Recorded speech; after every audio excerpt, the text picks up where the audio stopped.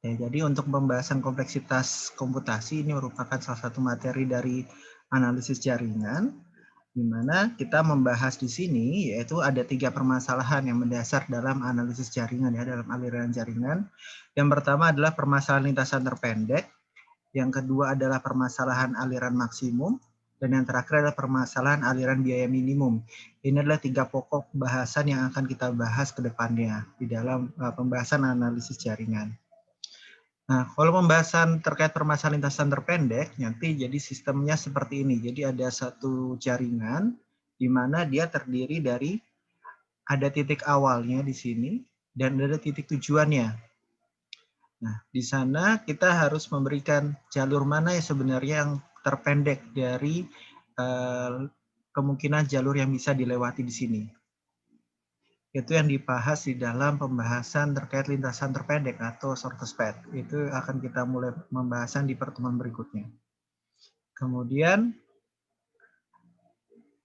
selanjutnya adalah seperti ini contohnya ya. Jadi ini contoh dari shortest path-nya. Dilihat ternyata kalau diperhatikan untuk mencapai dari titik 1 hingga ke titik 6, ternyata yang paling pendek itu melewati 1, kemudian dari 1 ke 2, dari 2 ke 5, 5 baru ke 6.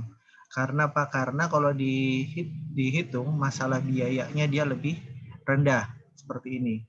Kalau misalnya lintasan terpendek. Kalau dilihat kan dari 1 ke 2 dia cukup biayanya cukup 2, sedangkan untuk 1 ke 3 dia butuhnya 4, sehingga di sini lebih murah, lebih cepat. Untuk masalah waktunya lebih pendek. Kemudian dari 2 ke 5 juga dia bernilai 2, dibandingkan dari 2 ke 3 dahulu baru 3 ke 5, ataupun dari 2 ke 4 itu lebih panjang, sehingga kita mengambil jalurnya adalah 2 ke 5. Kemudian jalur yang terakhir adalah dari 5 ke 6. Ini juga jalur terpendeknya dibandingkan dari 5 ke 4 baru 4 ke 6. Itu ya. Ini salah satu cara untuk penyelesaian permasalahan lintasan terpendek. Untuk pembahasan lebih lanjut nanti ada pembahasan tersendiri terkait itu. Kemudian permasalahan aliran maksimum. Jadi kalau misalnya permasalahan maksimum, kita lihat kita memiliki grafik berarah, gitu ya. Jadi ada sumber S-nya, kemudian ada tujuan atau destinasinya adalah T. Kemudian kita ada memiliki kapasitas dari bujurnya atau dari arc-nya dia. Kemudian kita harus memaksimalkan aliran yang keluar dari sumber tersebut, sehingga nanti aliran keluar dari node I gitu ya, sama dengan aliran masuk ke node I. Untuk I tidak sama dengan sumber dan tidak sama dengan tujuan. Jadi dia ada di tengah-tengah dari sistemnya. Jadi bicaranya adalah kondisi yang berada di tengah sini. Ya. Itu harapannya adalah aliran keluar dari I harus sama dengan aliran masuk ke I gitu ya. Nah, ini contoh jaringan dengan kapasitas busur dan aliran maksimumnya. Nah, kalau dilihat seperti ini, supaya dia mendapatkan aliran maksimum. Jadi supaya aliran maksimum, karena kita mengacu kepada acuan di sini, aliran keluar sama dengan aliran masuk, berarti di node 1 ini yang masuk itu bukan 10, harusnya dia 9. Dan dia yang keluar, dia harus bernilai 9. Jangan dari keluar kan dia 1 tambah 8, 9. Yang masuk juga sudah kita ganti jadi 9. Kemudian sama seperti yang di node kedua, dia yang masuk itu bernilai 7, yang keluar juga bernilai 7, sehingga dia sudah memenuhi persyaratan dari aliran maksimum. Ini contoh dari permasalahan aliran maksimum.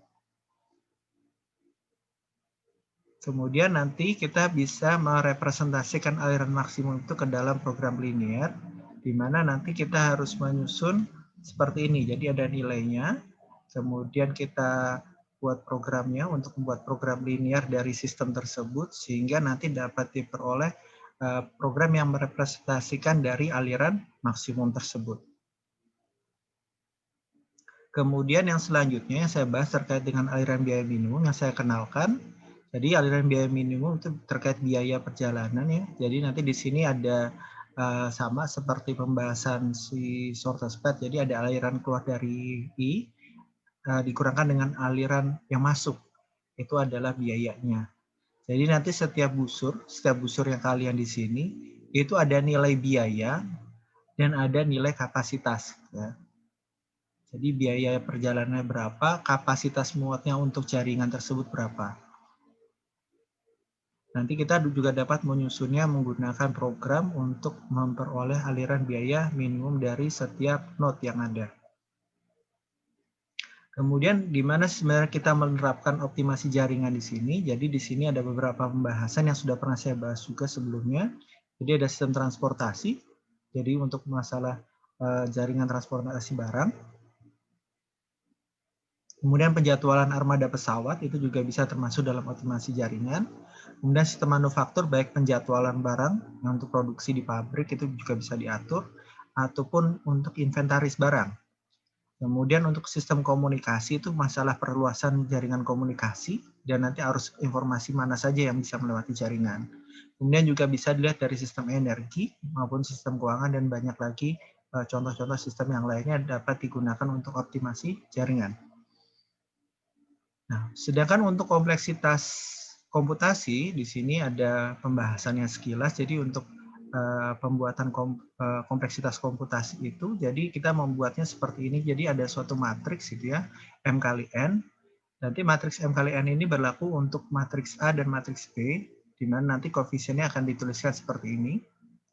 Jadi kita dapat membuat program matriksnya seperti ini untuk di program baik C maupun Java ataupun nanti di program-program yang lainnya, software yang lainnya. Kemudian bagaimana kita membuat program waktu berjalan dari algoritma tersebut. Kemudian kita mengukur ketepatannya apakah programnya itu untuk 2N kali M atau 3N kali M atau yang lainnya. Kemudian kita juga bisa melakukan perhitungan untuk kasus terburuk dibandingkan dengan kasus rata-rata yang ada. Jadi bagaimana cara kita mengukur waktu berjalan dan langkah-langkah yang harus kita hitung. Ini yang pembahasan nanti yang dibahas dalam kompleksitas komputasi itu. Kemudian di dalam penyusunannya, dalam penyusunan algoritma tersebut, kita bisa menambahkan algoritma penambahan, penempatan, perbandingan maupun perkalian dari fungsi matriks M kali N tersebut. Nah, jadi dalam melakukan kompleksitas komputasi, pertama kita akan mengabaikan konstanta waktu berjalannya, kemudian kita menyatakan dalam parameter yang relevan, yaitu kita misalkan adalah N dan M, kemudian kita mengukur apa saja kemungkinan kasus terburuk yang ada dari sistem tersebut. Jadi kita membuat analisis paling pesimis, supaya kita bisa membuat jaminan kinerja dari sistem. Maka kita harus mempertimbangkan kasus terburuk yang ada. Kemudian semua operasi aritmatik ini kita asumsikan mengambil satu langkah atau sejumlah langkah yang dibatasi oleh konstanta. Nanti kita bahas lebih lanjut terkait poin yang di sini. Jadi untuk contohnya seperti ini. Ini contoh saja dalam penyusunannya operasi number seperti ini. Kemudian nanti ada addition penambahan gitu. Jadi nanti penambahannya seperti apa. Kemudian bagi penempatan, perbandingan maupun penjumlahan totalnya. Kemudian kita juga dapat melakukan penyederhanaan asumsi dan notasi. Ini contohnya adalah penerapannya ada dalam RAM. Jadi random access machine ini, di mana model komputer yang kita biasa gunakan. Jadi memungkinkan penggunaan array itu lebih dari satu elemen. Jadi kita bisa memilih elemen apapun yang ada dalam array tersebut. Dalam satu langkah saja. Jadi kita dapat menentukan. Kemudian kita asumsi integralitas itu maksudnya adalah semua angka kita anggap integral. Kecuali nanti ada pernyataan lain yang menyatakan dia bukan asumsi integral. Nah, kemudian kita juga melakukan pengukuran besaran masalah. Jadi ukuran masalah kita estimasi sebagai jumlah bit yang dibutuhkan untuk merepresentasikan permasalahan tersebut. Jadi kalau misalnya kita punya matriks N kali M, ya, jadi setiap elemen matriks K bits itu ukurannya NM kali K. Jadi maksudnya apa? Setiap elemen itu ada nilai pengalinya. Sehingga jadi kalau misalnya kita mempunyai rentangan maksimum adalah elemennya di antara 2 pangkat 107 dan 2 pangkat 108, maka kita bisa menggunakan nilai K-nya adalah 108. Sehingga nanti kita dapat memperoleh besaran ukuran dari matriks tersebut. Kemudian ada algoritma waktu polinomial, jadi algoritma waktu berjalan untuk sistem polinomial. Jadi kita contohnya adalah bagaimana melakukan perhitungan terkait dengan determinan matriks. Sehingga kita dapat menggunakan perhitungan tersebut. Jadi ada dua waktu, yang pertama adalah waktu polinomial dan yang kedua adalah waktu eksponensial. Jadi waktu Eksponensial berarti dia berkebalikan dengan waktu dari polinomial. Kemudian untuk contohnya, contoh yang kedua, jadi kita menentukan ada suatu bilangan prima dengan membagi bilangan tersebut untuk setiap bilangan bulat kurang dari n, itu kita katakan sebagai bilangan waktu eksponensial dan waktu berjalannya adalah on. Kemudian kita catatannya, saya tambahkan catatan sampingnya yaitu ada algoritma waktu polinomial untuk menentukan apakah n itu bilangan prima. Jadi untuk menentukan n-nya bilangan prima itu adalah waktu polinomial, sedangkan untuk hasilnya nanti jadinya waktu eksponensial. Jadi hampir semua waktu kita itu susunnya menggunakan waktu polinomial, ya. Jadi tidak ada waktu polinomial yang diketahui untuk menemukan tur penjualan. Ini contoh yang tidak ada, yang tidak bisa diterapkan waktu polinomial, yaitu untuk masalah tur perjalanan. Jadi kalau kita bandingkan antara waktu polinomial dan waktu eksponensial, jadi kalau waktu eksponensial kan berarti dia pangkat seperti ini ya. Jadi ini waktu eksponensial, ini contohnya, ini waktu polinomial. Jadi kita memiliki misalnya penentuan ada 1 miliar langkah per detik gitu misalnya. Jadi kita butuh berapa? Kalau misalnya kita butuh node-nya itu ada 30 node, ternyata dengan fungsi polinomial kita membutuhkan waktu sekitar 0,81 detik.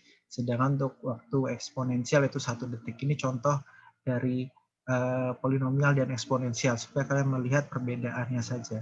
Jadi bagaimana merepresentasikan polinomial dan bagaimana merepresentasikan eksponensial.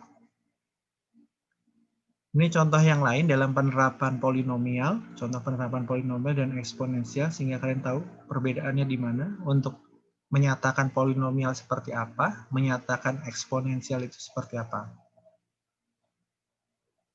Ya, mungkin itu untuk pembahasan pertama terkait dengan